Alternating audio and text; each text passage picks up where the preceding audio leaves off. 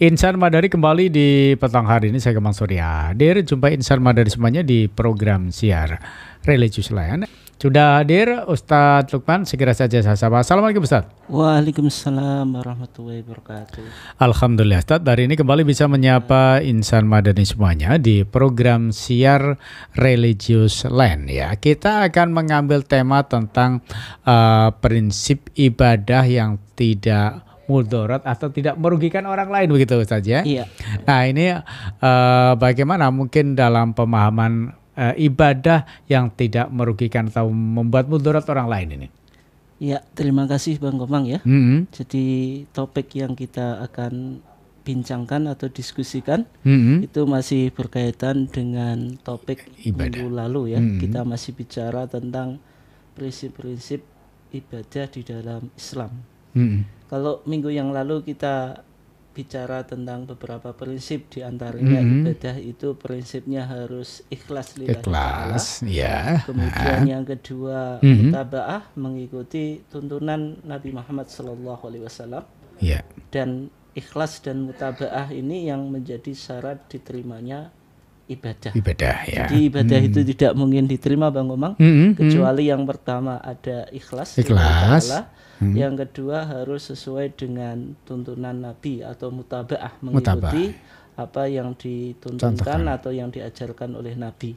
Kemudian yang berikutnya Bang Komang, ini yang saya kira penting untuk kita coba dalami, berkaitan dengan prinsip ibadah yang lainnya, yaitu bahwasanya ibadah itu tidak boleh mendatangkan madarat atau kerusakan. Ada sebuah kaidah Bang Komang dalam qawaid fikih, kaidah-kaidah fikih itu salah satu kaidahnya ad-dhararu yuzal, kemudaratan itu harus dihilangkan. Karena Nabi Muhammad SAW dalam hadisnya bersabda, la dharara wa la dhirara. La dharara, orang itu tidak boleh membuat mudarat untuk dirinya sendiri. Wa la dhirara, tidak boleh juga membuat mudarat untuk orang lain. Berarti membuat mudarat untuk diri sendiri itu tidak boleh Bang Komang. Misalnya mengkonsumsi alkohol, itu kan membuat mudarat pada dirinya sendiri. Ya. Kemudian minum ekstasi itu juga enggak boleh, karena membuat mudarat pada dirinya sendiri. Bunuh diri juga enggak boleh. Kemudian wala dirara, di samping kita tidak boleh menyakiti atau membuat mudarat pada diri kita, kita tidak boleh juga mengganggu orang lain.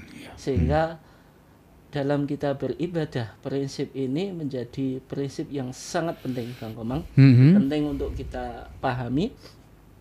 Sehingga kalau kita lihat beberapa contoh aplikasi kaidah ini di dalam bentuk ibadah Bang Komang, misalnya kalau kita masih ingat ya, pada saat pandemi ya, pada saat maraknya virus COVID-19 Bang Komang ya, itu Majelis Tarjih pernah memfatwakan supaya umat Islam itu sholatnya itu di rumah, tidak perlu untuk sholat di masjid. Padahal sholat di masjid itu sebagaimana hadis yang cukup terkenal Bang Komang, Nabi bersabda, sholatul jama'ati afdalu min sholatil faddi bisab'in wa isyrina darajah. Sholat berjamaah dibanding dengan sholat sendirian itu bandingannya 1:27 Bang Komang. Tetapi pada saat itu, karena kalau seseorang itu menjalankan sholat di masjid, itu potensi terkapar virus atau kena COVID Bang Komang. Sehingga Majelis Tarjih ketika itu menyarankan supaya warga Muhammadiyah itu sholat di rumah, tidak perlu untuk pergi ke masjid. Jadi fatwa ini kalau kita lihat itu menggunakan kaidah tadi Bang Komang, la dharara wa la dhirar. Gitu Mas. Bahwasanya kita tidak boleh membuat mudarat pada diri kita ataupun orang lain. Kalau waktu itu kalau kita misalnya berangkat ke masjid, itu potensi kita terkapar virus. Berarti kita membuat mudarat pada diri kita sendiri. Atau seorang itu terkena COVID, kan COVID kan sifatnya menular Bang Komang ya. Sehingga kalau dia ke masjid menularkan orang lain. Ya. Padahal tadi sholat jamaah itu bentuk ibadah. Dan sehingga dalam kasus semacam ini maka meskipun tujuan kita baik sholat jamaah, tapi ketika sholat jamaah itu membawa dampak yang tidak baik. Maka dianjurkan sholat di rumah. Karena ada kaidah lagi Bang Komang. Di sana dikatakan darul mafasid muqaddamun ala jalbil masoleh. Darul mafasid, meninggalkan kerusakan, itu lebih didahulukan daripada mencapai maslahat. Jadi kalau kita sholat berjamaah di masjid itu kan mencapai maslahat Bang Komang ya. Tapi ketika di situ ada COVID, maka kita tidak lakukan, itu berarti meninggalkan madharat. Oleh sebab itu ketika kontradiksi antara manfaat dengan madharat, kita dahulukan menghindari madharat dulu. Gitu. Ya, oke. Iya Bang Komang. Kira-kira Ustadz bagaimana ya pandangan syariat Islam tentang ibadah yang niatnya kadang itu baik, tetapi pelaksananya justru mengganggu ketenangan orang lain ya? Bagaimana ya? Ini juga penting Bang Komang ya. Sehingga ibadah itu bentuk hubungan kita atau relasi kita kepada Allah gitu. Ibadah itu inti dari tujuan manusia diciptakan, sudah kita bahas kemarin yang Bang Komang. Allah Subhanahu wa taala berfirman, "Wa ma khalaqtul jinna wal insa illa liya'budun." Sehingga di dalam kita beribadah itu harus menjaga etika, menjaga adab, di antaranya tidak mengganggu orang lain. Misalnya kita ambil contoh saja Bang Komang, misalnya membaca Al-Qur'an. Membaca Al-Qur'an itu baik atau enggak? Baik sebenarnya. Sangat baik gitu. Dan Nabi sendiri menganjurkan supaya kita itu kan membaca Quran. Dan iqra'u al-Qur'ana, bacalah kamu Al-Qur'an. Fa innahu ya'ti yaumal qiyamah syafi'an li ashabihi. Karena Al-Qur'an itu akan datang di hari kiamat memberi syafaat bagi orang yang membacanya. Nah, sehingga membaca Al-Qur'an itu bentuk ibadah. Tapi kalau membaca Al-Qur'an misalnya mengakibatkan orang lain terganggu, ini konteksnya bisa di masjid atau di luar masjid Bang Komang. Oh gitu ya. Kalau misalnya di masjid gitu, menggunakan pengeras yang keras, pengeras, orang sedang tidur, orang sedang tidur, ataupun mungkin di masjid tapi tidak menggunakan pengeras, tapi misalnya di hari Jumat Bang Komang. Di hari Jumat itu kan salah satu surat yang kita dianjurkan untuk membacanya itu kan surah Al-Kahfi Bang Komang. Dan di dalam hadisnya kan man qara'aha, siapa yang membaca surah Al-Kahfi itu yaumal jumu'ah, di hari Jumat, adha'alahu ma bainal jum'atain, Allah akan menerangi baginya antara dua Jumat ini dan Jumat yang akan datang gitu. Sehingga ada kesunahan di hari Jumat itu kita membaca surah Al-Kahfi. Ketika kita berangkat ke masjid pagi-pagi Bang Komang, ini kita kaji ya, di antara kesunahan ketika kita mendatangi hari sholat Jumat itu at-tabkir. Tabkir itu berangkat paling pagi. Ketika kita sampai di masjid, yang kita lakukan kan sholat sesuai dengan kemampuan kan. Dalam hadisnya shalla ma badalahu atau shalla ma qaddara lahu. Sholat sesuai dengan kemampuan. Kalau sudah capek sholat, di antara ibadah yang masih bisa kita lakukan, bisa zikir dan juga bisa meneruskan baca Quran surah Al-Kahfi tadi Bang Komang. Mungkin belum selesai kan gitu. Nah, ketika kita baca surah Al-Kahfi ini dengan suara yang keras, yang samping kita atau jemaah yang lain itu lagi sholat kan gitu, berarti kan mengganggu. Yang semacam itu tentu tidak baik. Sehingga kalau kita lihat di dalam kitab Fathul Mu'in Bang Komang, di sana dijelaskan di antara hal yang tidak diperbolehkan itu membaca Al-Quran secara khusus surah Al-Kahfi di hari Jumat, sedangkan jamaah yang lain itu lagi sholat gitu. Padahal baca Quran surah Al-Kahfi ini sunnah. Tetapi kalau mengganggu jamaah yang lain, mereka lagi sholat, itu menjadi haram atau tidak boleh. Ada dua pandangan ya. Kalau menurut Imam Nawawi itu makruh, tapi syekhnya pengarang kitab Fathul Mu'in yaitu Ibnu Hajar Al-Haytami mengatakan itu haram gitu. Kalau dilakukan di masjid. Itu konteksnya ibadah yang dilakukan di dalam masjid. Nah, kemudian sekarang ini kan di masjid itu menggunakan pengeras suara Bang Komang ya tadi. Biasanya yang diputar itu murotal gitu. Kemudian Bang Komang? Murotal. Kemudian kalau pagi itu tasbih gitu ya. Untuk membangunkan orang yang tidur. Yang semacam itu bagaimana? Maka yang penting untuk diperhatikan, pengeras suara itu kan bisa menjadi syiar pada tempatnya, tapi di satu sisi pengeras suara itu juga bisa mengganggu orang lain Bang Komang. Sehingga harus kita betul-betul petakan, harus kita betul-betul pahami. Misalnya kalau kita di bulan Ramadan itu kan ada tadarus Bang Komang. Di malam Ramadan kan gitu. Tadarus itu syiar atau enggak Bang Komang? Syiar gitu.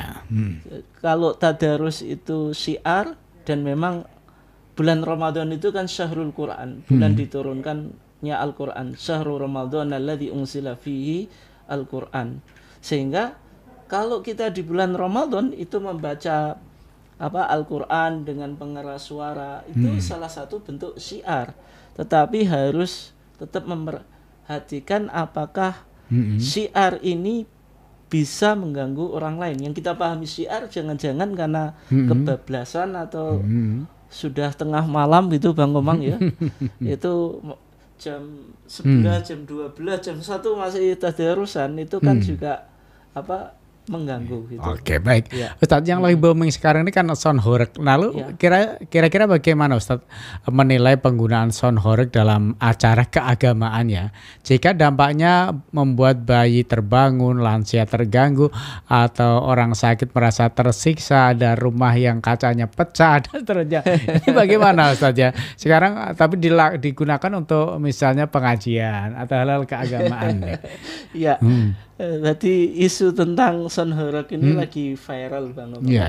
Apalagi akhir-akhir ini kita ikuti ya di medsos itu MUI Majelis Ulama Indonesia Jawa Timur itu mengeluarkan fatwa berkaitan dengan hukum sound horeg. Sound horeg yang suaranya itu luar biasa gitu. Bisa menjadikan semuanya horeg. Benar. Horeg itu kan bergetar itu. Sampai tadi kaca pecah. Ya. Kemudian genteng Bang Komang jatuh dan seterusnya ya. Semakin getarannya semakin dahsyat, maka semakin ada sensasi itu. Itu ciri khas hiburan yang berkaitan dengan sound horeg. Sound horeg itu kan di beberapa desa itu misalnya di Kediri itu dikatakan sudah masuk desa Bang Komang gitu. Jadi itu sewanya katanya juga cukup mahal ya itu. Ada sampai 35 juta dan seterusnya ya, 25 35 juta dan sebulan ya. Hiburan itu hukum asalnya kan boleh. Tetapi ketika hiburan itu mendatangkan madharat gitu, mengganggu orang dengan getaran yang segitu, padahal di masyarakat itu ada orang yang sakit, ada anak kecil yang usianya mungkin belum sampai 1 tahun gitu. Kemudian ada orang yang punya riwayat penyakit jantung dan seterusnya. Nah, yang semacam ini kan harus dipertimbangkan. Ini bisa membawa madharat atau tidak. Secara umum kan bisa membawa madharat gitu. Meskipun tujuan awalnya tadi entertainment gitu. Nah, masalahnya sound horeg ini kan sekarang di beberapa tempat itu sudah masuk ke desa Bang Komang. Sehingga tidak semua orang yang tadi yang dia sakit, kemudian yang kecil punya riwayat penyakit jantung itu kan bisa jadi terganggu dan itu bisa berdampak cukup fatal gitu. Nah, dari sini maka kalau kita lihat ya MUI itu mengarahnya ke sana gitu. Pada dasarnya sonhorak itu entertainment, hiburan, tapi kalau membawa madharat itu kan tidak boleh, la dharara wala dhirar. Tidak boleh seseorang itu membuat mudarat pada dirinya atau membuat mudarat pada orang lain. Kemudian sonhorak ini ada dampak yang negatif, ada dampak yang positif ya Bang Komang. Ya tinggal nanti dilihat mana yang mengarah positif dan mana yang mengarah negatif. Kalau mungkin mengarah ke yang positif Bang Komang, sonhorak dibarengi dengan sholawat. Misalnya kayak Habib Syekh itu apakah pakai sonhorak atau enggak? Iya. Tapi meskipun sholawat pun sebagian orang memandang itu bentuk ibadah Bang, sebagian orang loh. Ya itu memandang bentuk ibadah, tapi kalau mengganggu dengan suara, volume suara yang luar biasa keras, tentunya tidak baik gitu. Itu kalau misalnya dibawa ke yang positif, tapi bisa jadi mengarah ke yang negatif. Sonhorak itu identik dengan dibarengi dengan joget-joget Bang Komang. Joget-jogetnya ya kalau joget syar'i masih tidak bertentangan dengan etika Islam, tapi kadang-kadang jogetnya itu joget yang nggak jelas Bang Komang, diiringi dengan minuman keras dan seterusnya. Itu kan dampak negatifnya lebih besar, sehingga kalau kita amati dan kita ikuti di fatwa MU itu mengarahnya ke sana gitu.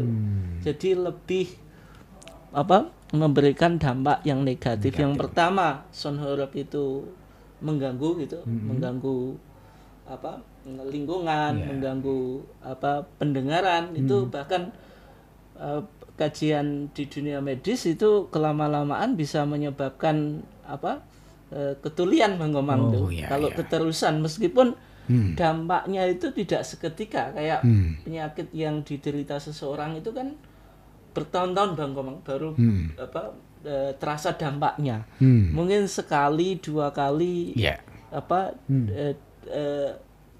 ikut di acara yang di situ ada sonhorak gitu, mungkin enjoy saja, joget-joget saja.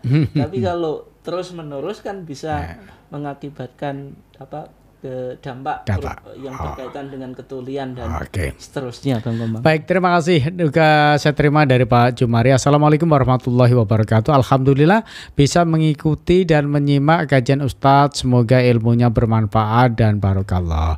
Masih dari Pak Haji Jumari menyampaikan Assalamualaikum warahmatullahi wabarakatuh. Ustadz, bagaimana hukumnya orang yang membaca Al-Quran di masjid pakai speaker, tapi ada orang yang sedang melaksanakan sholat, mohon pencerahannya. Membaca Al-Quran dengan pakai speaker, tapi di masjid itu ada orang yang sedang sholat.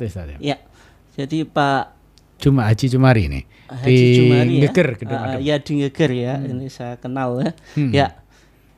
Bisa kita temukan jawabannya itu di TJA, tanya jawab agama yang merupakan fatwa Majelis Tarjih ya, di jilid 5. Di sana dijelaskan tentang bagaimana hukum membaca Al-Quran itu dengan pengeras suara gitu, sedangkan bisa mengganggu orang yang sholat gitu.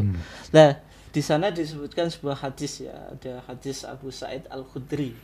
Ketika itu Nabi sedang iktikaf di masjid Bang Komang. Dan kebiasaannya Nabi ketika iktikaf itu membuat sekat di masjid ya semacam kamar gitu. Gitu. Jadi itu kebiasaannya Nabi. Jadi kalau iktikaf membuat semacam kamar yang ada di masjid.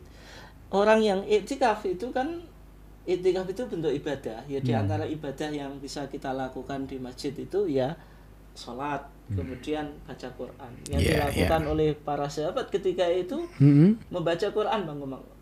Baca Quran sangat keras itu, sehingga ketika itu Nabi terganggu. Dan ketika itu Nabi membuka siternya atau takbir kamarnya tadi Bang Komang.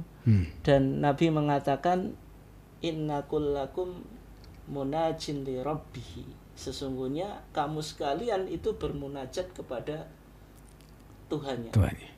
Atau orang iktikaf itu kan munajat, melakukan interaksi kepada Allah. Kemudian inna kullakum munajin li rabbih wa la yu'dhi ba'dukum ba'dun.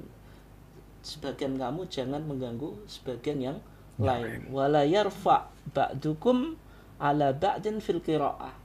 Dan janganlah sebagian kamu membaca Quran dengan suara yang keras sehingga mengganggu yang lainnya. Sehingga orang yang membaca Al-Quran di masjid ataupun ada pakai pengeras suara ya Bang Omang, sehingga kadang-kadang di masjid itu harus diperhatikan Bang Omang ya. Mungkin di hari Jumat itu kan ada bacaan qiraah atau murotal ya, sehingga yang semacam itu jangan terlalu keras itu, atau mungkin waktunya harus beberapa menit gitu. Nanti kalau full misalnya dari jam 10 sampai menjelang Jumatan Bang Omang, itu pasti yang di dalam nggak bisa khusyuk itu. Ya inti dari murotal atau qiraah yang didengarkan di masjid itu kan ngasih tanda kepada orang-orang kalau ini hari Jumat waktunya sholat Jumat. Tapi kalau berlebih-lebihan Bang Omang gitu, berlebih-lebihan itu bisa mengganggu orang yang datangnya pagi di masjid itu melakukan sholat, menjadi terganggu gitu. Apalagi belum yang di luar masjid, bisa jadi di luar masjid itu masih beraktivitas gitu, mereka juga terganggu. Nah itu sehingga yang semacam itu kalau berlebihan itu tidak baik gitu. Oke, baik, terima kasih tadi Pak Jumari sudah dijawab oleh Ustadz, dan begitu juga dasar hadisnya sudah disampaikan ya bersama dengan Ustadz Lukman ya.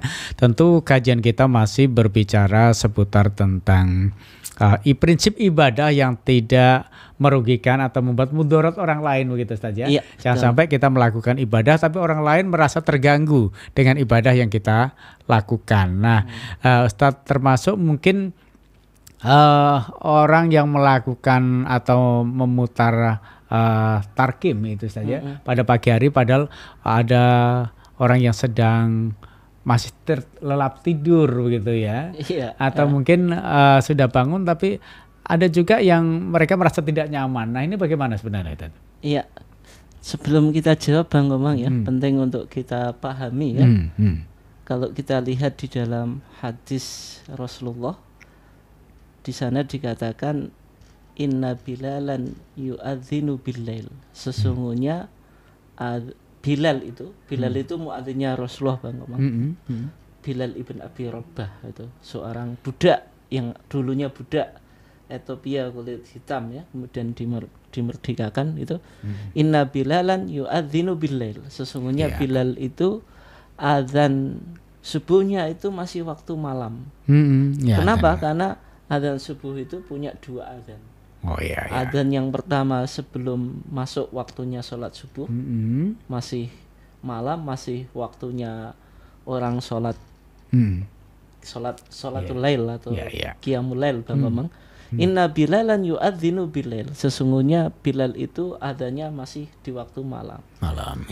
Fakulu washrabu, kata Rasulullah, makanlah kamu dan minumlah kamu, karena ini berkaitan dengan sahur di bulan Ramadan Bang Omang. Sehingga sahabat ketika itu sama Rasulullah suruh tetap makan, tetap minum, artinya masih boleh sahur. Hatta yu'adzina ibnu Ummi Maktum, sampai Abdullah ibn Ummi Maktum itu adzan. Abdullah ibn Ummi Maktum itu kana rajulan a'ma, dia seorang yang buta tapi muadzinnya Rasulullah gitu. Dia tidak adzan sampai yuqalu lahu asbahta. Ada orang yang ngasih dia tahu kalau ini sudah masuk waktu subuh, kalau sudah masuk waktu subuh. Berarti sunnahnya Bang Omang, sunnahnya di dalam adzan subuh itu dua kali. Ada adzan yang pertama yaitu sebelum masuknya waktu subuh gitu. Kemudian ada adzan yang kedua yaitu ketika masuk waktu subuh. Sehingga satu-satunya adzan yang boleh tidak tepat pada waktunya itu adzan subuh yang pertama. Selain itu harus menunggu sholat wajibnya waktunya sudah masuk Bang Omang.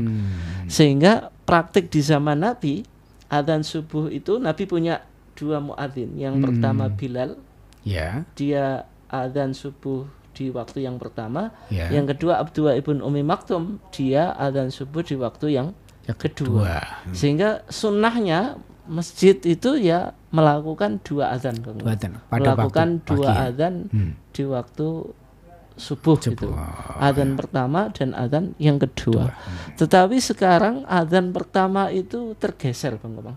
Tergeser dengan yang disebut dengan tarhim. Yang dulu tarhim itu diperkenalkan oleh Syekh Mahmud Khalil Husairi, Bang Komang. Itu seorang syekh dari Mesir, yaitu membuat tasbih-tasbih di waktu sholat subuh yang disebut dengan tarhim, kan itu assalatu wassalamu alaih apa Bang Komang, ya imam al-mujahidin, ya Rasulullah, kayak gitulah Bang Komang itu yang sering kita dengarkan. Padahal tarhim itu bikinan seorang ulama saja, Bang Komang. Itu tidak ada sumbernya di zaman Nabi. Bahkan sebelum itu Al-Imam As-Sun'ani di dalam kitabnya Subulus Salam ketika mensyarah kitab Bulughul Maram, ketika bicara tentang ucapan tathwib. Tathwib itu ucapan adzan subuh itu. Ada ucapan as-shalatu khairun minan naum dibaca dua kali itu, Bang Komang. Nah, di sana Al-Imam As-Sun'ani menjelaskan kalau sholat subuh itu punya dua adzan sebagaimana hadis yang kita sudah sampaikan tadi ya. Cumanya sayangnya adzan pertama itu digeser dengan al-fadhu at-tasbih, lafaz-lafaz tasbih. Nah, sekarang yang disebut tarhim. Nah, tarhim itu waktunya lebih panjang daripada adzan atau lebih pendek, Bang Komang? Lebih panjang. Tarhim itu bisa setengah jam. Bahkan kalau berlebihan bisa 1 jam, Bang. Nah, kalau panjang itu kan niatnya bagus ya. Niatnya mungkin bagus membangunkan orang, karena kan ketika itu kan masih waktu tidur gitu. Niatnya bagus, tapi kalau berlebihan tiap hari seperti itu, yang terganggu itu tidak hanya orang yang tidur, tapi juga mungkin orang yang sholat malam itu menjadi apa? Merasa terganggu. Ya. Apalagi tarhim itu kan tidak ada sunnahnya dari Nabi. Yang ada sunnahnya itu adzan subuh yang pertama. Kalau adzan itu paling enggak ya kurang lebih 2 menit atau mungkin kita buat paling panjang 5 menit. Enggak ada, Bang Komang, yang 5 menit, ya paling 2 menit 3 menit itu ya. Tapi kalau tarhim itu kan waktunya kan cukup panjang, Bang. Iya, benar. Bisa jadi orang tidurnya malam, kemudian dia inginnya nanti subuh sudah bangun bisa fresh, tapi terganggu dengan tarhim. Atau ada orang yang masih sholat malam, sholat witir, terganggu dengan tarhim. Meskipun niatnya tarhim itu bagus, itu membangunkan orang lain, tetapi tadi bisa memberikan madharat atau mengganggu orang yang sholat lail ataupun orang yang lagi tidur. Tapi kalau adzan itu standar, Bang Komang. Karena adzan itu kan paling 2 menit atau 3 menit. Taruhlah paling lama 5 menit, tapi kayaknya enggak sampai 5 menit, Bang Komang. Nah, sehingga Rasulullah tadi menganjurkan adanya adanya adzan yang pertama untuk orang yang sholat malam, kemudian dia istirahat, mungkin mendengar adzan yang pertama, ada as-shalatu khairum minan naum, itu bangun meneruskan sholat lagi. Kemudian yang berikutnya, Bang Komang, hikmahnya adzan yang pertama itu bisa jadi orang itu kan namanya suami istri itu kan ada hubungan biologis, sehingga kalau dia melakukan hubungan biologis dengan istri itu mendengar adzan pertama itu sudah mulai bangun, kemudian mandi, nanti ketika mau sholat subuh itu tidak tergesa-gesa, Bang Komang. Kalau misalnya hanya ada adzan yang kedua, ketika waktu sholat subuh itu tiba, kan bisa jadi malamnya dia berhubungan suami istri, akhirnya mandinya nggak sempat itu, karena waktunya kan cukup mepet, Bang Komang. Sehingga ada waktu yang longgar untuk persiapan. Yang penting untuk dicatat, Bang Komang, ya. Dulu Nabi itu ketika sholat itu membaca Al-Qur'annya itu cukup keras Bang. Itu di awal-awal Nabi dakwah ya. Ada yang mengatakan ini masih di periode Mekah gitu. Nabi itu ketika dapat wahyu kemudian digunakan untuk sholat itu baca Qur'annya keras ya. Nah, ketika Nabi membaca Quran dengan suara yang cukup keras, orang musyrik itu memprotes Nabi dan mengejek Nabi dan bahkan mencaci Al-Qur'an itu sendiri. Karena bacaan Qur'annya Nabi itu terlalu keras sehingga turun ayat dalam surah Al-Isra itu ya. Wala tajhar bisolatika wala tukhafid biha wabtaghi baina dzalika sabila. Wala tajhar bisolatika, wahai Muhammad, janganlah engkau membaca Al-Qur'an dengan suara yang keras. Wala tukhafid biha, tapi juga jangan terlalu pelan sehingga sahabat itu nggak bisa dengar kan. Al-Qur'an itu kan untuk diajarkan Bang. Apalagi sholat malam imamnya membaca surat sangat pelan Bang. Misalnya makmumnya nggak sampai dengar ya. Itu kan juga nggak baik Bang Komang.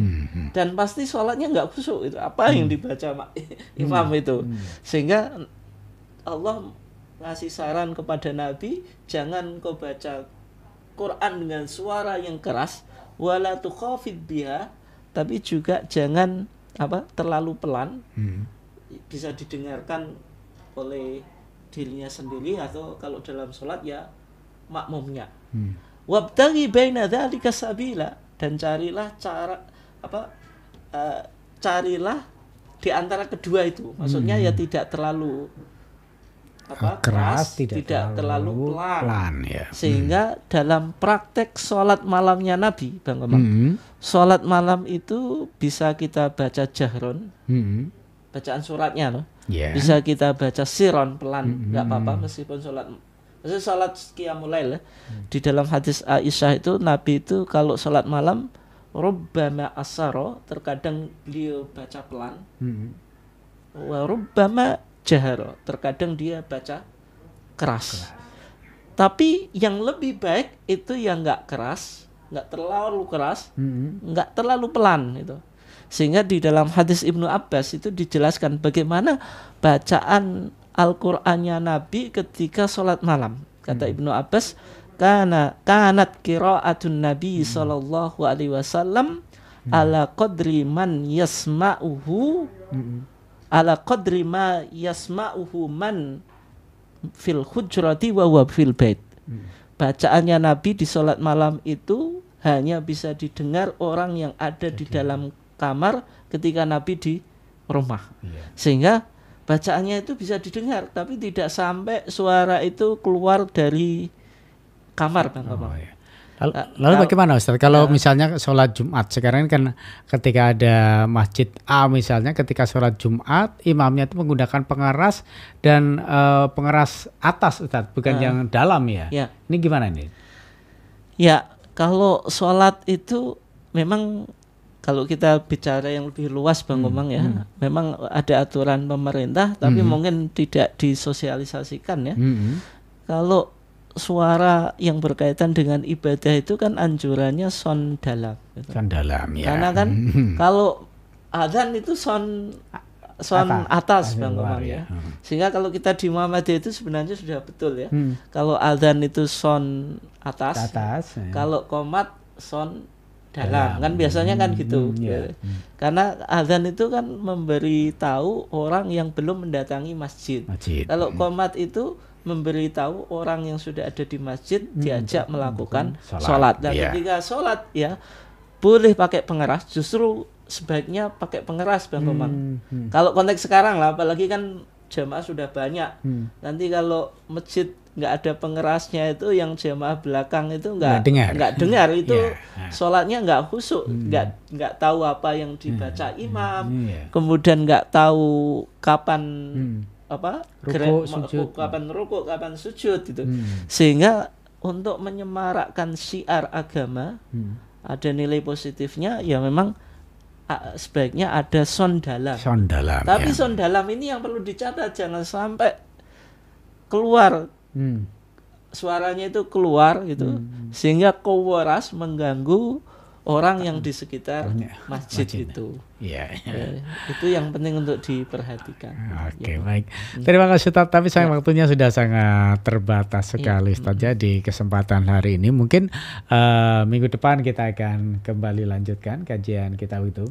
Atau mungkin dengan tema yang sudah berbeda Ustaz. Masih prinsip-prinsip lain. Ya, nanti insya Allah kita akan angkat tema yang berbeda Bang Komang. Berbeda gitu ya. Oke, terima kasih. Akhirnya saya Komang Surya segera mohon undur diri. Selamat berpisah. Fastabiqul khairat. Wassalamualaikum warahmatullahi wabarakatuh.